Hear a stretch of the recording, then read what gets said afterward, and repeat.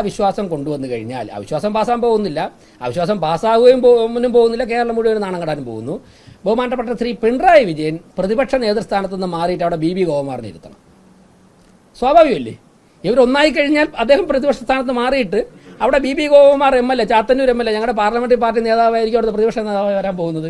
Gopakumar sir ആദ്യം തന്നെ നിയമസഭയിൽ പറഞ്ഞു, ശ്രീ രാജീവ് ചന്ദ്രശേഖരൻ മുരളീധരനും പറഞ്ഞു, നിങ്ങൾ 137 പേരും ഞങ്ങൾ 3 പേരുമാണ്. അത് ഞങ്ങൾ കുറച്ചുകൂടെ ലേറ്റാവുമെന്ന് വിചാരിച്ചു. ഇത്രയും പെട്ടെന്ന് അത് യാഥാർത്ഥ്യമാകുന്നതിൽ അങ്ങേയറ്റം തന്നെ സന്തോഷമുണ്ടെന്നാണ് ഒരു കാര്യം പറയാനുള്ളത്. പിന്നെ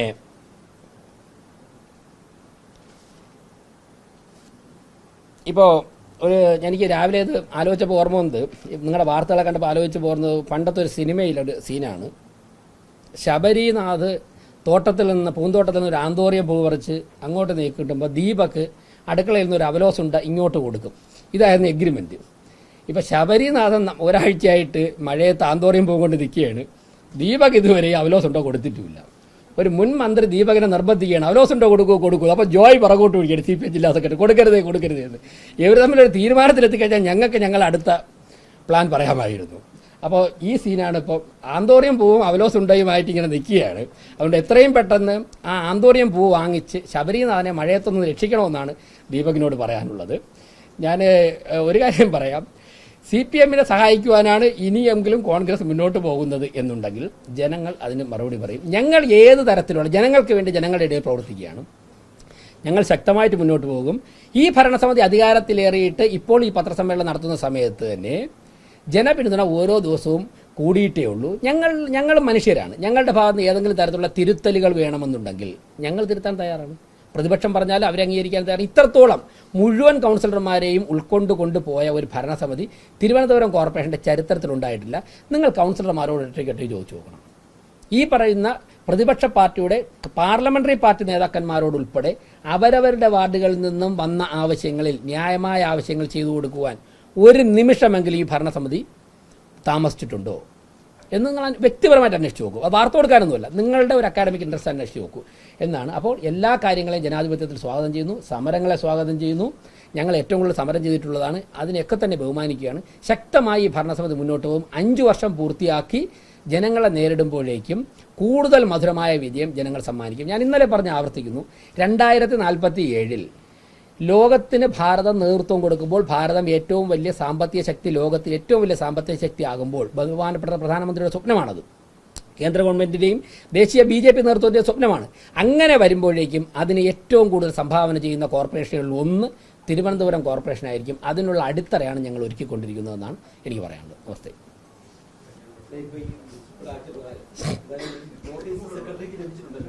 എന്തിനാണ്? സെക്രട്ടറിക്കല്ല, കളക്ടർക്കാണ് കൊടുക്കേണ്ടത്, ജില്ലാ ഭരണാധികാരിക്ക്. ഞങ്ങൾക്ക് ഇൻഫർമേഷൻ ഇല്ല. നേരത്തെ പറഞ്ഞത് അവർ നാളെ കൊടുക്കുമെന്നാണ് പറഞ്ഞിരുന്നത്. പക്ഷേ കൊടുക്കണമെങ്കിൽ 34 ഒപ്പിടണം. അവിടെയാണ് ഗോപകുമാർ സാറിൻ്റെ പ്രസക്തി, കസേര മാറുന്നത്. അത് ഒപ്പിട്ട് കഴിഞ്ഞാൽ പിന്നെ നിയമസഭയിൽ പ്രതിപക്ഷ നേതാവ് MP ഗോപകുമാർ സാർ അല്ല BB ഗോപകുമാർ സാർ ഉണ്ടാവണ്ടേ?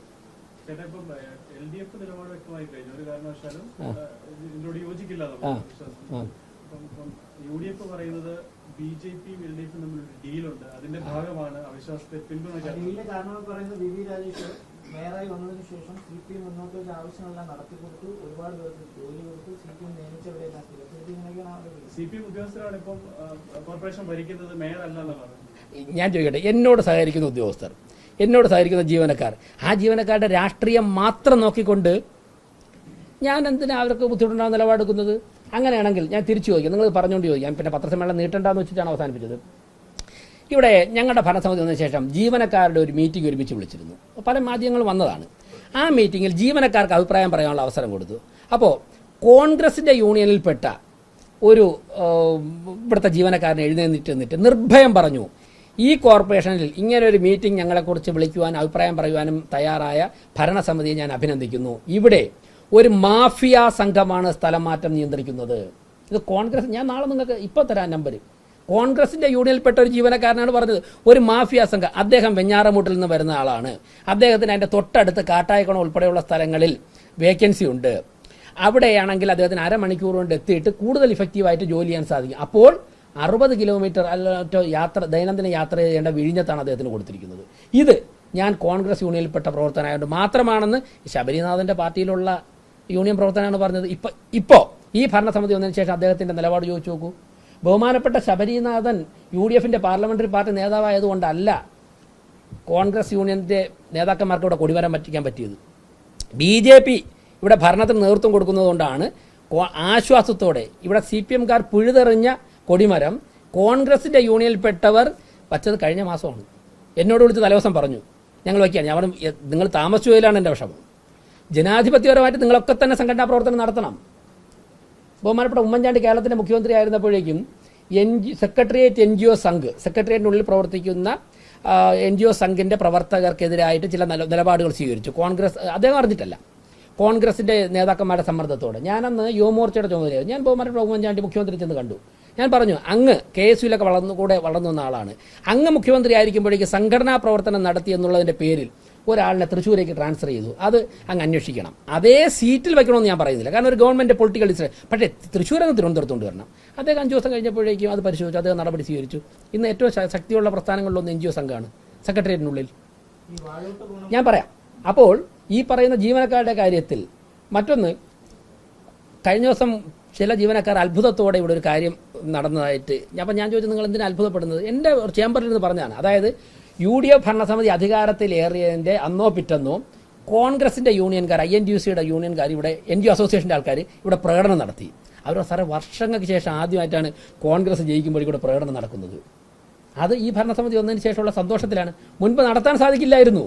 അപ്പോൾ ജീവനക്കാർ നന്നായിട്ട് ജോലി ചെയ്യുന്ന ജീവനക്കാർ, ഇവിടെ കൂടുതൽ ഇടതുപക്ഷ യൂണിയനിലുള്ള ജീവനക്കാരാണല്ലോ മുനിസിപ്പൽ സർവീസിലുള്ളത്. നന്നായിട്ട് ജോലി ചെയ്യുന്ന ജീവനക്കാർ, ഞങ്ങളെ ഈ ഭരണസമിതിക്ക് സഹായകരമായിട്ട് നിൽക്കുമ്പോഴേക്ക് എക്സ്പീരിയൻസ് ജീവനക്കാർ അവരവരുടെ രാഷ്ട്രീയം പ്രവർത്തിച്ചോട്ടെ. പക്ഷേ അവരെന്തിനാ അനാവശ്യമായിട്ട് എൻ്റെ പാർട്ടികളെ വെച്ച് മാറ്റുന്നത്? ആ ശൈലി ഞങ്ങൾക്കില്ല. ആ ശൈലി 3 വർഷം കഴിഞ്ഞാൽ ഒരു രാഷ്ട്രീയം നോക്കില്ല, അങ്ങോട്ടേക്കോട്ടെ സീറ്റ് മാറ്റണമെങ്കിൽ മാറ്റും. അതുകൊണ്ട് ശബരിനാഥൻ അക്കാര്യത്തിലൊന്നും ഞങ്ങളെ പഠിപ്പിക്കേണ്ട. ഞങ്ങൾക്ക് കൃത്യമായിട്ട് അഡ്മിനിസ്ട്രേഷൻ അറിയാം. ഞങ്ങൾ ഈ രാജ്യം ഭരിക്കുന്ന പാർട്ടിയൊക്കെയാണ്. ശബരിനാഥൻ്റെ പാർട്ടിക്കാർക്കുൾപ്പെടെ അവർക്ക് 35 കൗൺസിലർമാരുണ്ടായിരുന്നല്ലോ. 2010 മുതൽ 15 വരെ അവർക്ക് 35 കൗൺസിലർമാരുണ്ടായിരുന്നു. അവിടുത്തെ പ്രതിപക്ഷ പാർട്ടിയായിരുന്നല്ലോ.